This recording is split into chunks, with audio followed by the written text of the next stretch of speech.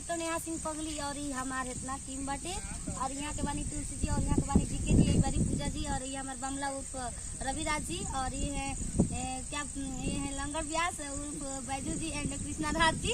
तो आज हम लोग का शूटिंग हो रहा था, MRP 9 का शूटिंग हो रहा था, कॉमेडी वीडियो। तो हम लोग आज बहुत ही अच्छा वीडियो शूट किए। आप सबको इस वीडियो को देखना है तो जाइए जल्दी से सब्सक्राइब कर लीजिए चैनल को MRP 9 कॉमेडी। जी हाँ, MRP 9 कॉमेडी।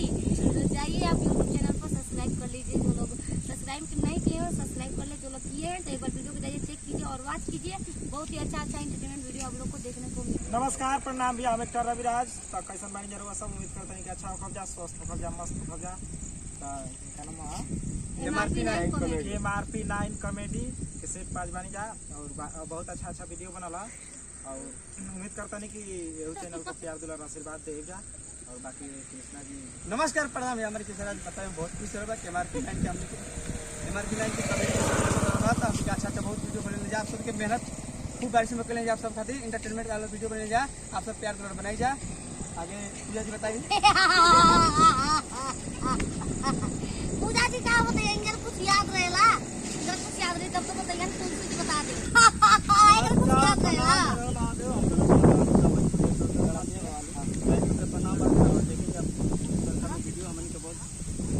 अच्छा बना एंटरटेनमेंट आप लोग देखें जा हमन के और आगे बढ़ाएं जा। MRP 9 कॉमेडी के आज बहुत बढ़िया शूटिंग भाई, बहुत अच्छा रहल।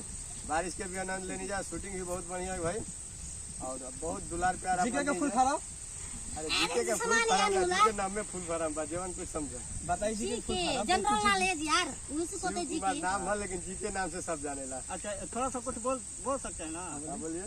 बोल रहे हैं। अरे कि तुम सा कोई प्यारा कोई मासूम नहीं है, तुम जान हो मेरी तुम्हें मालूम नहीं है, तुम सा कोई प्यारा कोई मासूम नहीं है, तुम सब जान हो मेरे तुम्हें मालूम नहीं है। चलिए यहीं से लेते हैं विदाई, अगले वीडियो में फिर से मिलोगे। Love you, take care.